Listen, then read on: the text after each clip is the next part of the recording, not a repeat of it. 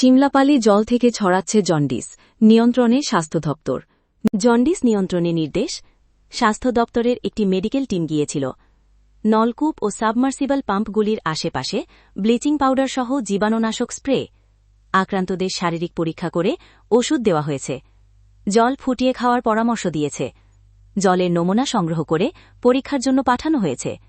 স্বাস্থ্যকর্মীদের নজর রাখতে বলা হয়েছে। নিজস্ব সংবাদদাতা খাতড়া। ৩০ জন জন্ডিসে আক্রান্ত। জলের নমুনা সংগ্রহ করা হয়েছে। পানীয় জল খাওয়ার সময় সতর্ক করা হয়েছে। নলকূপ এবং সাবমার্সিবলের আশেপাশে ছড়ানো হচ্ছে ব্লিচিং সহ জীবাণুনাশক স্প্রে করছে। জন্ডিস নিয়ন্ত্রণে বাঁকুড়ার শিমলাপাল ব্লকের বাঘাখুলিয়া গ্রামে জন্ডিস নিয়ন্ত্রণে স্বাস্থ্য দপ্তরের একটি মেডিকেল টিম গিয়েছিল। জল ফুটিয়ে খাওয়ার নির্দেশ দেওয়া হয়েছে। প্রাথমিকভাবে কিছু ওষুধ দেওয়া হয়েছে। আপাতত অনেকেই সুস্থ রয়েছেন বলে দাবি স্বাস্থ্য দপ্তরের। বাসিন্দারা জানান, গত এক সপ্তাহ ধরেই জন্ডিস ছড়িয়েছিল শিমলাপাল ব্লকের বাঘাখুলিয়া গ্রামে। প্রায় দিনই ৫-৬ জন করে এই রোগে আক্রান্ত হয়েছিলেন। ৩০ জন আক্রান্ত হয়েছিলেন বলে গ্রামবাসীর দাবি। এদিকে ওই গ্রামে জন্ডিস ছড়ানোর খবর পেয়েই স্বাস্থ্য দপ্তরের একটি মেডিকেল টিম যায়। ওই গ্রামে গিয়েছিল। আক্রান্তদের শারীরিক পরীক্ষা করে ওষুধ দেওয়া হয়েছে।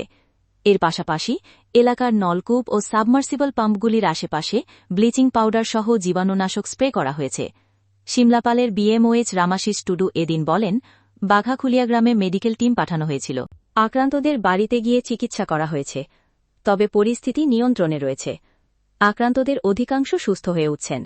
ভয়ের কিছু নেই। রামাশিসবাবু আরও বলেন, অনুমান পানীয় জল থেকেই এই রোগ ছড়িয়েছে। তাই পানীয় জল খাওয়ার সময় গ্রামের মানুষকে সতর্ক থাকার জন্য বলা হয়েছে। জলের নমুনা সংগ্রহ করে পরীক্ষার জন্য পাঠানো হয়েছে। স্বাস্থ্যকর্মীদের নজর রাখতে বলা হয়েছে। আক্রান্ত সুচিত্রা ঘোষ বলেন, গ্রামের অনেক মানুষ জন্ডিসে আক্রান্ত হওয়ায় আমরা ভীত হয়ে পড়েছিলাম। কিন্তু স্বাস্থ্য দপ্তরের টিম গিয়ে আমাদের স্বাস্থ্য পরীক্ষা করেছে, ওষুধ দিয়েছে, জল ফুটিয়ে খাওয়ার পরামর্শ দিয়েছে।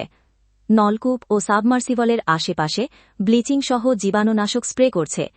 অধিকাংশ সুস্থ হয়ে উঠছেন।